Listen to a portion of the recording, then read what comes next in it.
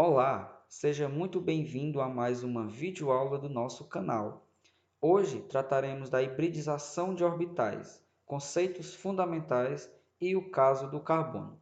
Este assunto ele é muito recorrente, muito solicitado, sobretudo na disciplina de Química Orgânica. Portanto, você que está aí no terceiro ano do ensino médio, e está em dúvida sobre esse assunto, esse vídeo foi feito especialmente para você.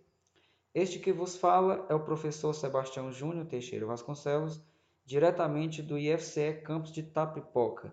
Convido todos vocês a estudarem Química comigo. Solicito a sua atenção e desde já agradeço por você estar aqui comigo nessa videoaula. Se você puder, por favor, compartilhe, divulgue esse vídeo entre seus colegas, porque as informações que eu trarei aqui serão com certeza de grande valia para você que está estudando este assunto. Antes de mais nada, por que estudar este assunto de hibridização? Primeiro, para compreender como as ligações covalentes se estabelecem e determinam a geometria molecular. Segundo, para compreender como ocorrem as ligações do carbono e como estas determinam as propriedades dos compostos por ele formado. Ou seja, como a hibridização determina a propriedade do carbono, as propriedades do carbono, em termos de ligação e geometria também, e como estas propriedades do carbono, por sua vez, determinam as propriedades dos compostos orgânicos. Então, esse segundo motivo, certamente, é o que traz a maioria dos estudantes a estudar esse assunto, ou seja, compreender certas propriedades do carbono. Então, o que é hibridização de orbitais? Hibridização de orbitais é a combinação de orbitais atômicos que resulta em orbitais moleculares mais estáveis. É um conceito que nós iremos verificar mais adiante como ele é eficiente para explicar certos fenômenos, tá? Então, hibridização é combinação de orbitais, ou pode ser dito também, de modo correto, é a mistura de orbitais. Quando nos referimos à combinação ou mistura de orbitais, estamos nos referindo ao fato dos orbitais se combinarem ou se misturarem, no caso, combinando suas propriedades. Vejamos um caso. Considere um orbital S e um orbital P, tá? Se nós admitirmos que esses dois orbitais, e aqui a gente ainda não está especificando de qual elemento nem de qual camada, né? Um orbital S e um orbital P possam se combinar, nós temos então dois orbitais não híbridos misturando-se, dois orbitais puros, resultarão certamente em dois orbitais híbridos. Então, os orbitais não combinados são chamados de puros e os orbitais combinados ou hibridizados são chamados de orbitais híbridos. Perceba a nomenclatura. Se um orbital S se mistura, se combina ao orbital P, o resultado é um orbital híbrido sp. Vejamos o caso. O orbital S, como nós já sabemos, tem um formato esférico e um orbital P, tem um formato de haltério. Quando os dois orbitais se combinarem, o resultado são dois orbitais híbridos que combinam essas propriedades. Essas propriedades geralmente são decorrentes da energia dos dois orbitais. Ou seja, os orbitais híbridos apresentam semelhança tanto de um orbital P, mas também de um orbital S. Como assim, professor? Observe o formato dos dois orbitais híbridos sp. Eles mantêm a propriedade de uma região ter densidade eletrônica em regiões opostas, característico do orbital P, mas adquiriram um formato mais arredondado, mais esférico, que é característico do orbital S. Ou seja, os dois orbitais foram misturados, resultando em dois orbitais do tipo sp.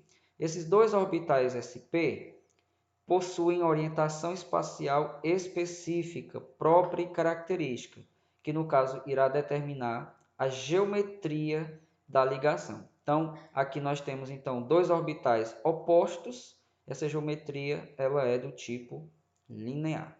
Então, esse caso aqui é um caso bem simples, apenas para nós introduzirmos o conceito de hibridização.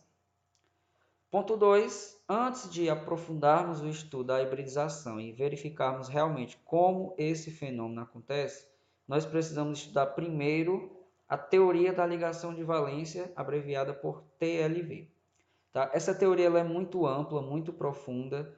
A discussão que nós faremos aqui ela é muito simples, apenas suficiente para entendermos como a hibridização se manifesta.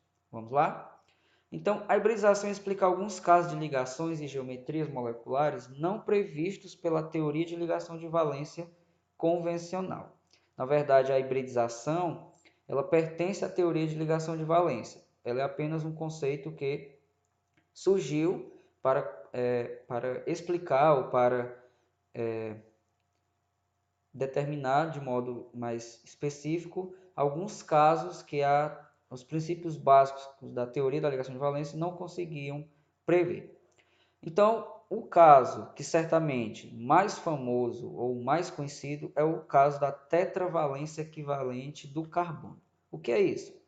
Vejamos, em 1874, Jacob van 't Hoff propôs que a geometria das ligações no carbono é tetraédrica.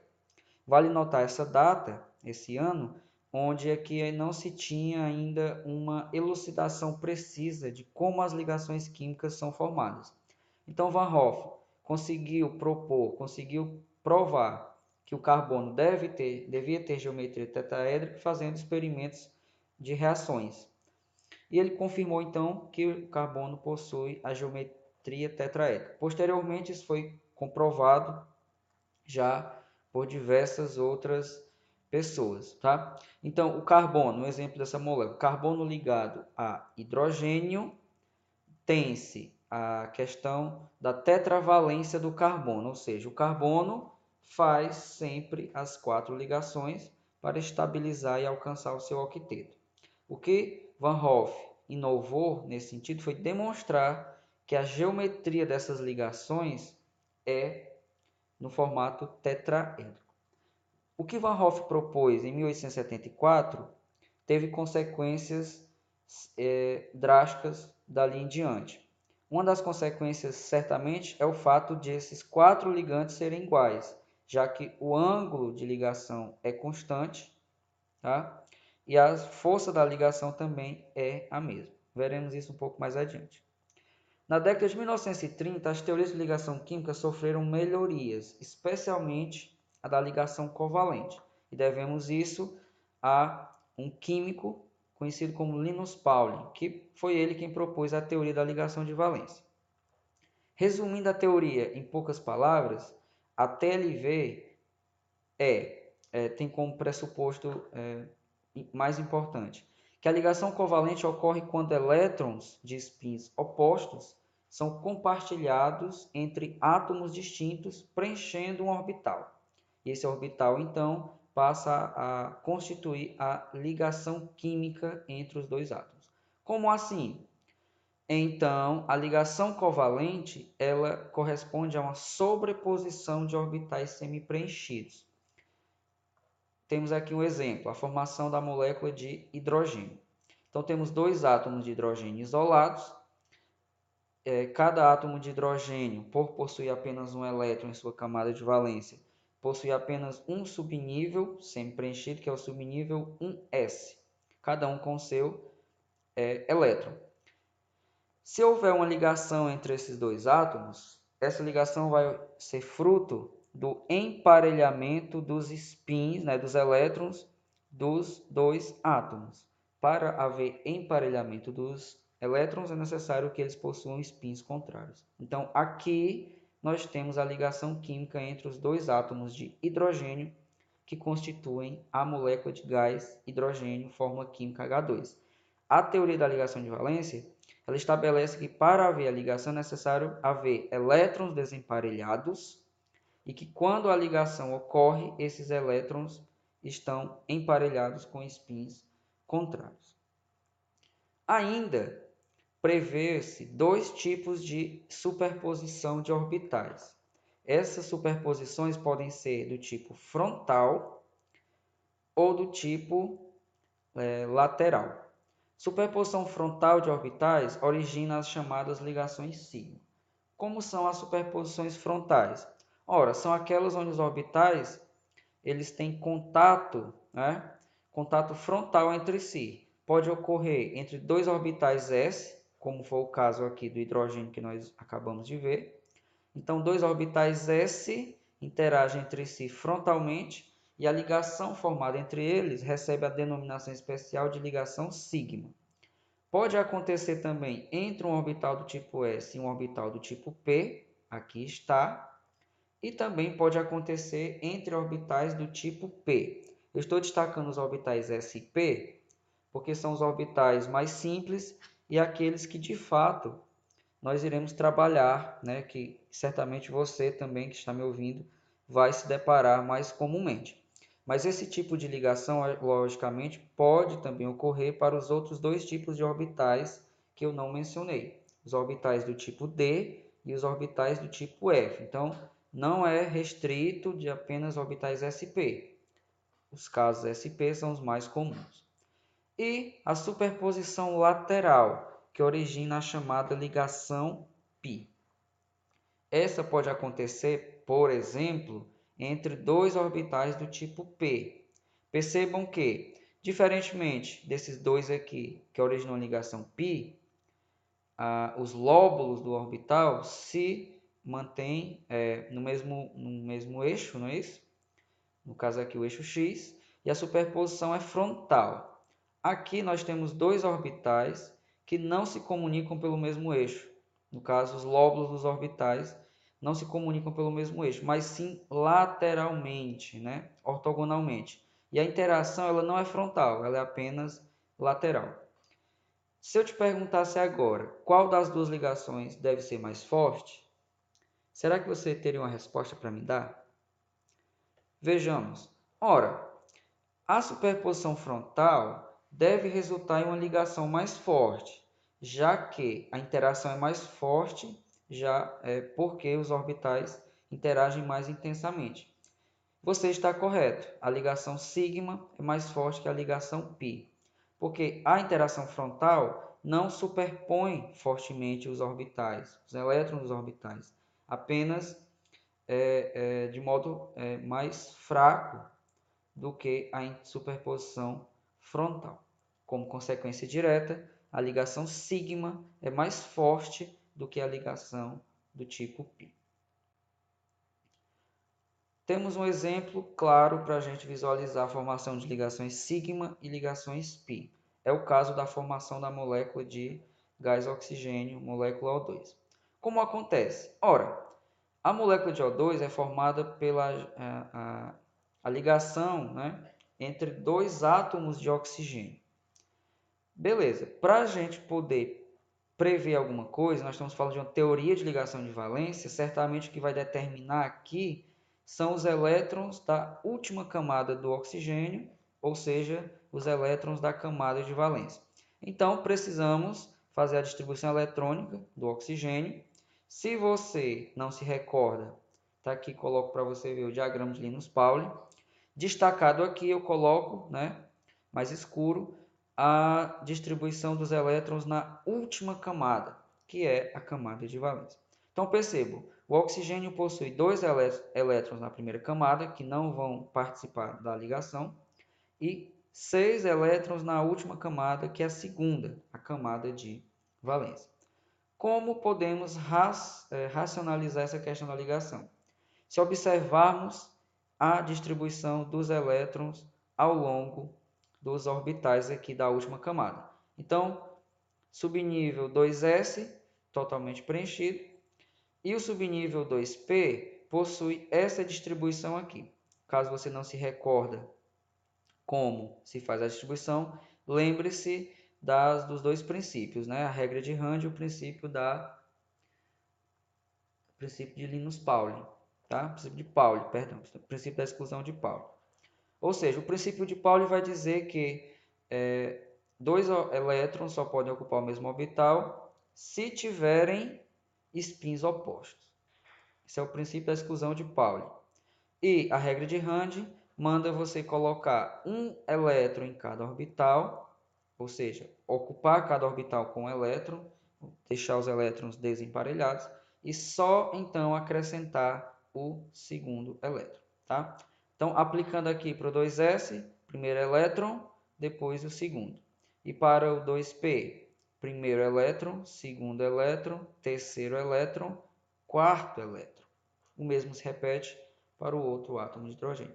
Tudo bem, professor, isso aqui eu sei fazer, tiro de letra, mas como eu vou enxergar uma ligação química aqui? Ora, perceba, a teoria de ligação de valência ela está intimamente relacionada com a questão da ocupação dos orbitais. Então, vejamos, 2s e esse primeiro orbital p, teoricamente não fazem ligação, porque seus orbitais já estão ocupados. Quem irá fazer ligações serão esses dois outros orbitais do subnível P. Então, perceba que tanto um átomo de oxigênio como outro possui dois orbitais com elétrons desemparelhados. Ora, se houver uma ligação entre esses dois átomos, haverá o emparelhamento desses elétrons, ocupando então os elétrons, ocupando os orbitais que estão semi-preenchidos. De fato, é isso que acontece, previsto pela teoria da ligação de valência. Eu tenho aqui uma ilustração que mostra melhor como isso acontece. Temos aqui, então, os três orbitais do tipo P, né? Combinados, esses orbitais são os orbitais que aqui estão assinalados, né? No eixo X, assinalado por azul, no eixo Y por vermelho e no eixo Z por verde. Percebam, são os três orbitais do tipo P. Esse e esse. Percebam que um deles, no caso aqui do oxigênio, já está ocupado, já está preenchido. Então, resta dois orbitais desemparelhados, orbitais com elétrons desemparelhados ainda, que esses podem formar as ligações. Agora é que vem a parte que eu quero mostrar para vocês. Vejamos, aqui estão os orbitais. Se os átomos, os orbitais de cada átomo de oxigênio, se esses átomos vão se ligar, o primeiro contato que vai haver entre os orbitais, ele é frontal, assinalado aqui por esses orbitais vermelhos. E o segundo contato que vai haver, percebam que ele é lateral. Como assim, professor? Deixa eu voltar. São dois orbitais a serem compartilhados, ok? Dois orbitais que vão participar da ligação. Ora, quando os átomos se aproximarem, né, manterem contato entre si, um par de orbitais vai se manter uma superposição do tipo frontal. Perceba que, ao fazer a superposição frontal, a segunda ligação não pode mais ser frontal, porque a geometria dos orbitais não permite, eles são ortogonais. Então, a primeira ligação ela é frontal, mas a segunda já não pode ser. Como seria isso então no nosso diagrama? Seria, digamos, essa primeira ligação ela é do tipo sigma, e a segunda ligação obrigatoriamente será do tipo π. Ligação sigma, relembrando, é frontal. Ligação π é lateral. Percebam que não é possível existir duas ligações sigma entre os átomos de oxigênio na molécula de O2. Vamos dar uma ampliação aqui e verificar isso melhor. Como assim? Vejamos. Essa interação dos orbitais, que no caso os orbitais vermelhos, que são os orbitais py, ela é do tipo sigma. E a interação entre as lateral entre os orbitais pz, assinalado como verde, ela é do tipo π. Na estrutura, como nós identificamos isso? Através dessa estrutura, nós temos que uma das ligações duplas formadas entre os átomos de oxigênio na molécula de O2, uma é sigma e a outra é π. Então, percebam como a teoria da ligação de valência ela é bem interessante para explicar como essa molécula é formada.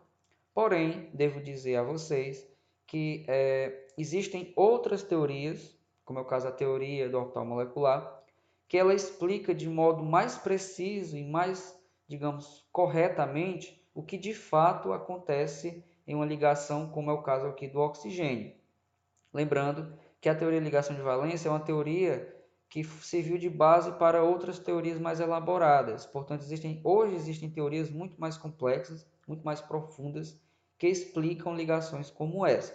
Mas a teoria de ligação de valência ela é muito importante, um ponto de partida muito bom para compreendermos a natureza dessas ligações e suas propriedades. Percebam que, pela teoria da ligação de valência, nós conseguimos determinar a impossibilidade de haver duas ligações sigma na molécula de oxigênio.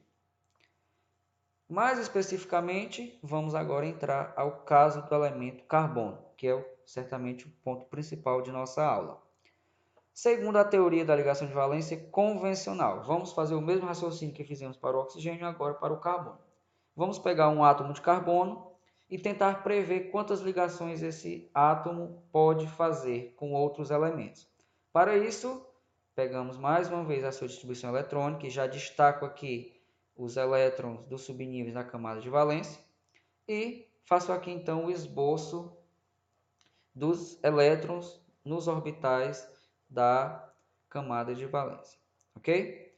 Muito bem, aqui já percebemos algo interessante. Primeiro, o orbital 2s está preenchido. Portanto, esse orbital não está disponível para ligações. Quais são, então, os orbitais disponíveis para fazer ligações no átomo de carbono? Os orbitais P, Px, Py e Pz. Mas algo curioso acontece aqui. Na teoria de ligação de valência, os orbitais que fazem ligação são aqueles que possuem elétrons desemparelhados. Ou seja, o carbono, né, pode fazer duas ligações com esses elétrons desemparelhados. Já tem algo estranho que não está batendo com o que a gente está acostumado. Vocês devem saber muito bem que o carbono faz lá suas 4 ligações, não é verdade? Muito bem. Ainda existe uma outra possibilidade. Fazer as duas ligações com esses elétrons desemparelhados, mas ainda há um orbital P vazio. Esse orbital P vazio pode receber 2 elétrons em uma ligação do tipo dativo. Resumindo, pela teoria de ligação de valência, o carbono deveria fazer 2 ligações covalentes iguais, que são essas aqui, e uma ligação coordenada ou dativa. Então, como se explica o fato do carbono poder fazer 4 ligações covalentes iguais? Aqui é um ponto onde a teoria de ligação de valência convencional não consegue explicar. É necessário, então, que se use o conceito de hibridização. É onde a hibridização fará toda a diferença. Vejamos, então, como isso é previsto pela teoria da hibridização. Primeiro ponto. Para hibridizar, os orbitais precisam ser energeticamente parecidos, ou seja, possuem energias próximas, além de possuírem orientação espacial adequada. Acabamos de ver um caso onde a orientação espacial determina o tipo de ligação. Para a hibridização, isso não é diferente. Por sorte, os orbitais 2s e 2p, eles possuem níveis de energia bem próximos, se colocarmos em um diagrama de energia. Portanto, esses orbitais 2s e 2p, eles podem sofrer o fenômeno da hibridização, já que possuem energia parecida. Qual é a lógica da hibridização? Só ocorrerá a hibridização se ela for favorável ao elemento, ao átomo que irá se ligar. Esse favorecimento geralmente se dá na forma de energia. Então, imagina-se que os orbitais híbridos possuam menor energia do que os orbitais puros. Se misturarmos orbitais S a orbitais P, o resultado serão orbitais híbridos de menor energia. Esse é o princípio básico. Para o carbono, como isso funciona? Vejamos. Aqui estão as 4 possibilidades de formação de ligação do carbono. A primeira, carbono com 4 ligações simples. A segunda, carbono com uma ligação dupla e 2 simples. Carbono com uma tripla e uma simples. Ou carbono formando 2 ligações duplas. Vamos caso a caso. Vamos então ver a hibridização para o caso do carbono fazendo 4 ligações simples. Como é isso? Ora, pegamos aqui os orbitais a distribuição eletrônica dos elétrons, né, nos orbitais da camada de valência. E admitindo que esses orbitais se misturem, quantos orbitais resultantes devemos ter? Devemos ter 4 orbitais, afinal, um orbital S se mistura a 3 orbitais P. Aqui está. Beleza, quando os orbitais se combinam, os elétrons então vão sofrer uma nova redistribuição ao longo desses orbitais, porque agora nós passamos a ter 4 orbitais de mesma energia. Tá? Então, como nós temos 4 elétrons na última camada nesses dois subníveis, esses 4 elétrons serão distribuídos nos 4 orbitais, segundo, obedecendo rigorosamente, claro, a regra de Rand e o princípio da exclusão de Pauli. 4 elétrons para 4 orbitais, um elétron em cada orbital, e nós então aqui temos o chamado orbital híbrido do tipo sp3, com 3 elétrons desemparelhados. Agora sim, pela teoria de ligação de valência, é possível que o átomo de carbono faça 4 ligações, porque há 4 elétrons desemparelhados. Ok? Como funcionaria isso? Eu tenho uma animação para mostrar do ponto de vista tridimensional. Vejamos. Um orbital S, 3 orbitais P, deixa eu voltar um pouco. Um orbital S e os 3 orbitais P, ao se combinarem, resultam em 3 orbitais do tipo sp3. Percebam que o orbital resultante, os orbitais resultantes, eles vão manter semelhança com os orbitais originais, ou seja, o orbital S, que é esférico, e os orbitais P, que tem esse formato de lobular, né, de haltério. Então, o resultado será um orbital lobular, porém mais arredondado. E essa nomenclatura, todos vocês perceberam? Por que se chama sp3?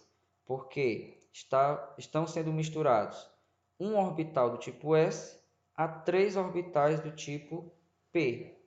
Então, os orbitais híbridos mantêm uma semelhança maior com os orbitais P ou com os orbitais S? Resposta: com os orbitais P, porque misturou-se apenas um S a 3 orbitais P. Portanto, existe uma semelhança de 75% do orbital híbrido em relação ao orbital do tipo P. E, para finalizar, a geometria resultante aqui é a geometria tetraédrica, conforme previsto ali por Van Hoff. Pronto. Se olharmos bem, vamos ver que cada orbital do tipo sp3 direciona-se para uma região do espaço e ele pode, portanto, realizar 4 ligações. A primeira ligação realizada entre os elementos, ela é sempre do tipo sigma, porque ela é frontal. Então, a hibridização sp3 permite que o carbono faça 4 ligações simples. Cada ligação simples é uma ligação do tipo sigma. E isso explica o fato do carbono fazer 4 ligações idênticas.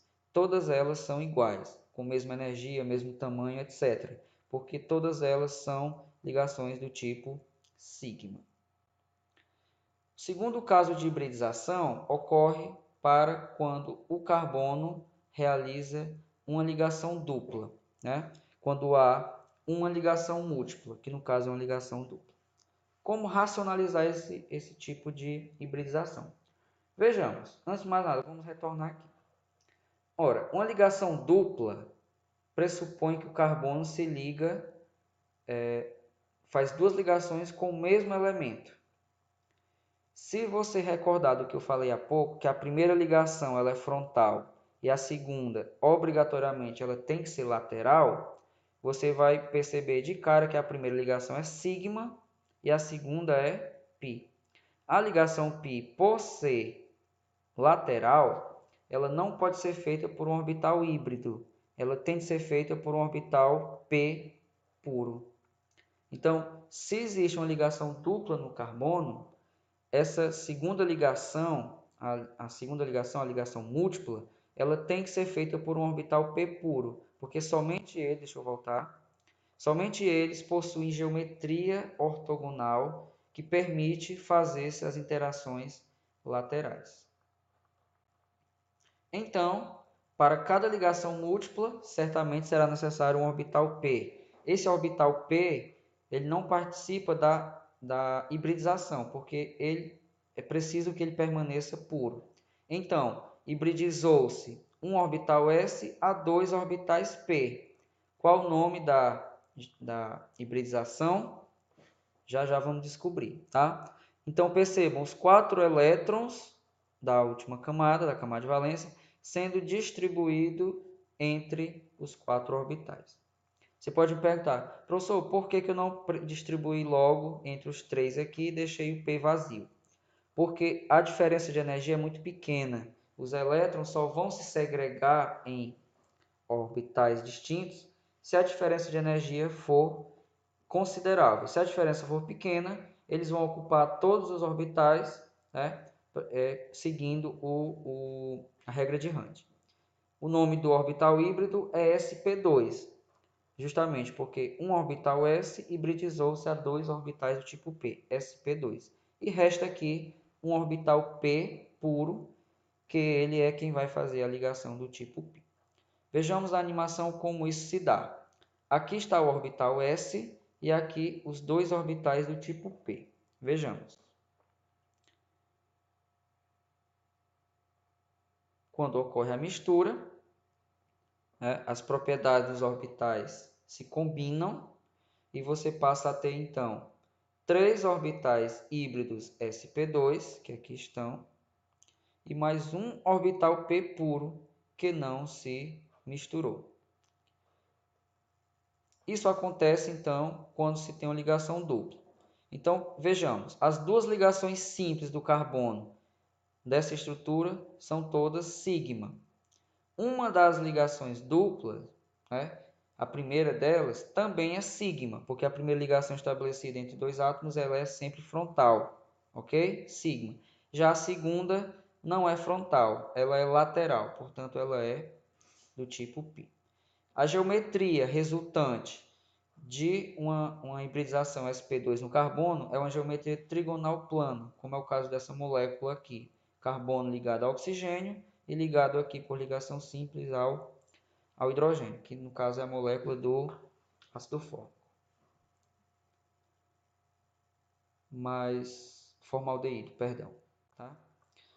Então, a primeira ligação sempre é sigma e a segunda ou terceira ligação ela será do tipo π. Terceiro e último caso de hibridização do carbono, tá? São esses dois últimos.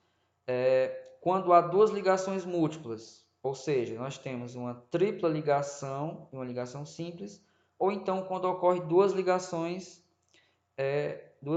duplas, que é esse segundo caso. Em ambos os casos, nós temos a seguinte configuração. Nós temos duas ligações múltiplas e duas ligações simples. A diferença apenas é que aqui eu tenho as duas múltiplas de um lado e a simples do outro, e aqui eu tenho uma múltipla de cada lado. Qual é a racionalização?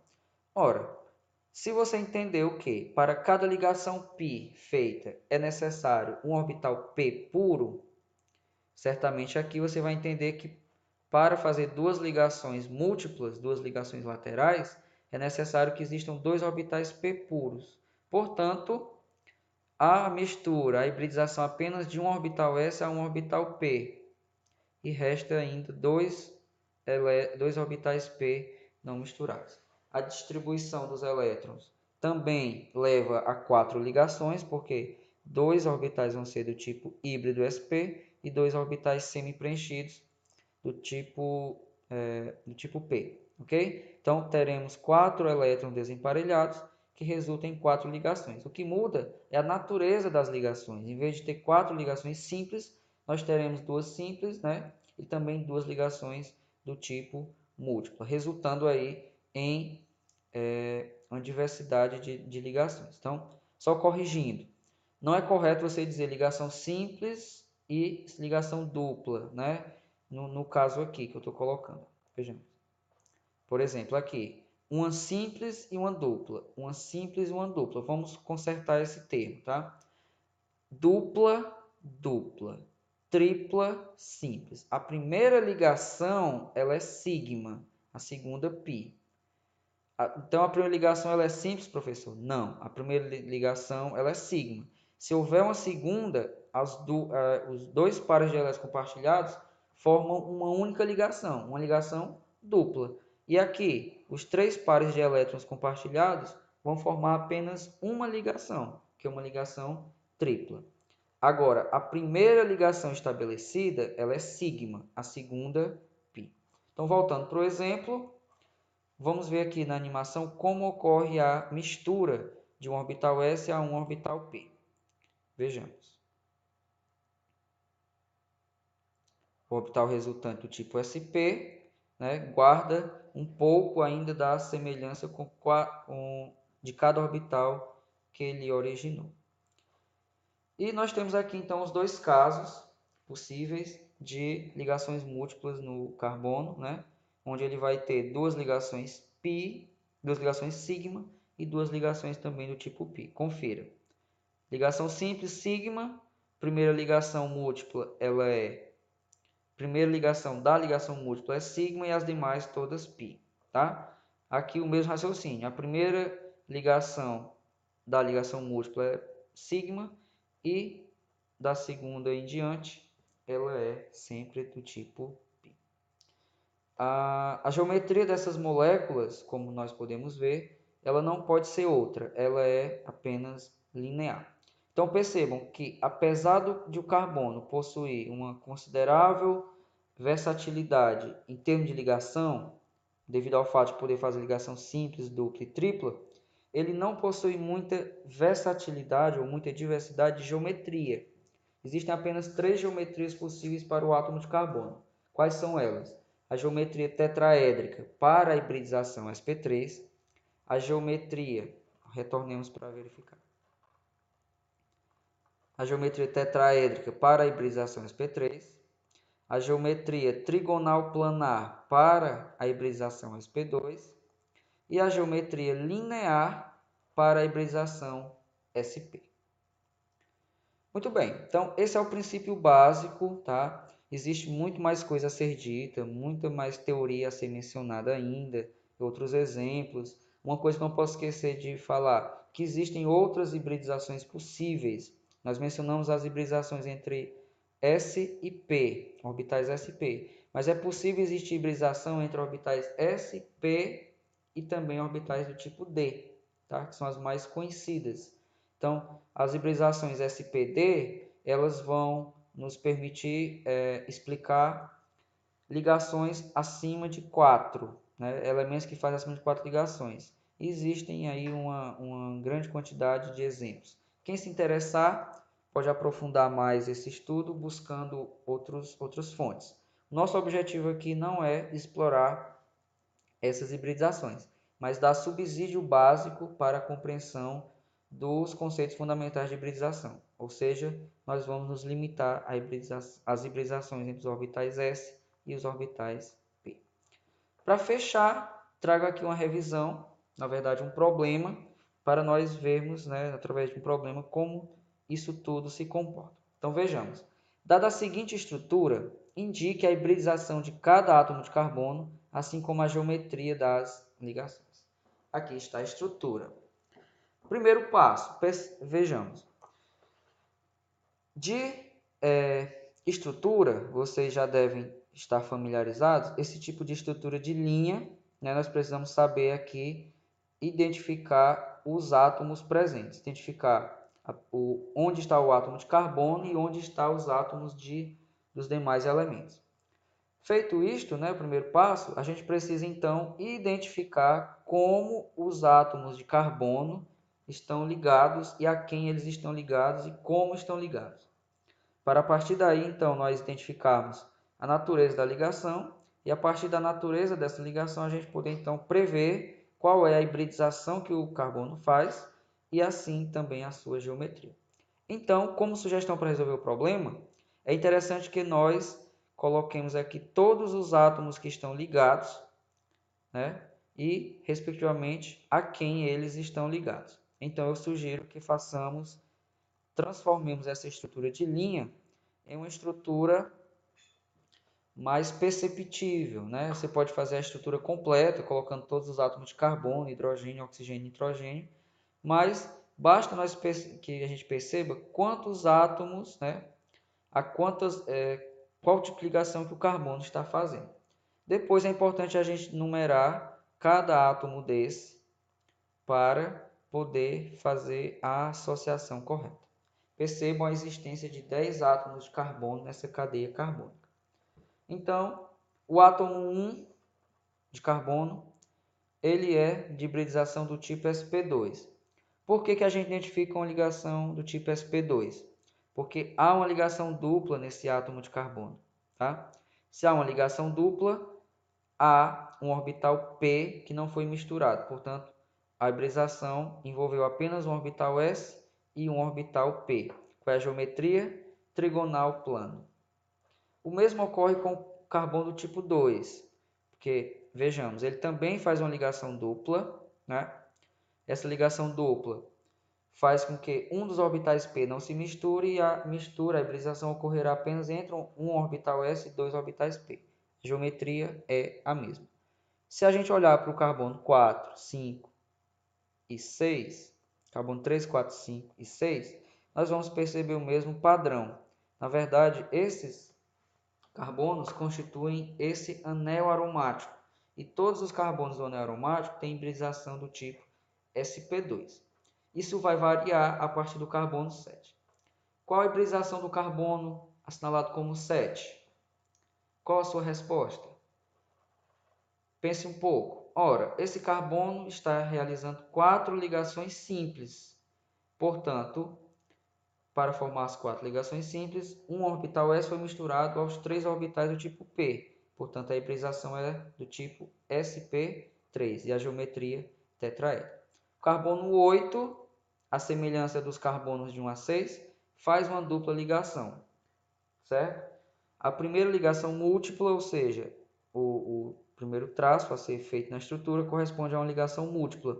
Cada ligação múltipla requer um orbital p não misturado, portanto, hibridização do tipo sp2.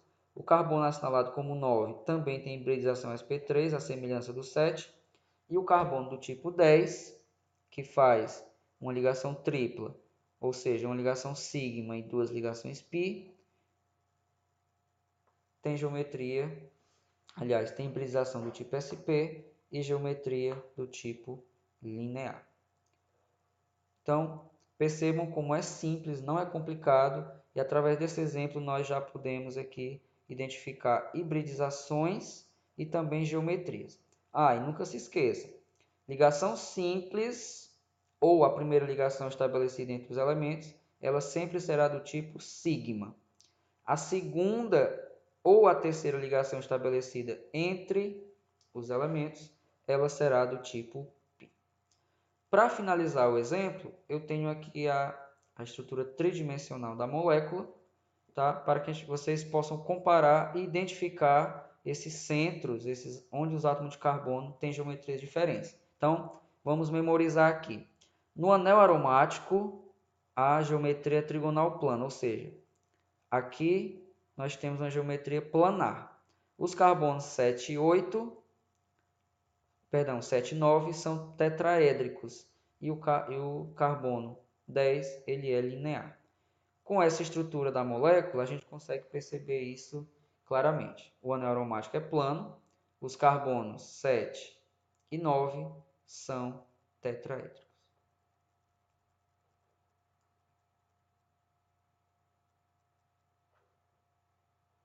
Perceba também a diferença de cores, né, da cadeia carbônica. Átomos distintos do carbono têm cores diferentes. No caso aqui, os átomos verdes são carbono, os átomos brancos são o hidrogênio, o átomo vermelho é oxigênio e o átomo azul é nitrogênio. Então, eu me despeço por aqui, desejo a todos bons estudos e que possamos nos encontrar em breve. Se você gostou desse vídeo, se ele foi útil, por favor, compartilhe entre seus colegas e faça esse conhecimento ser repassado. Então, a todos, bons estudos e até a próxima.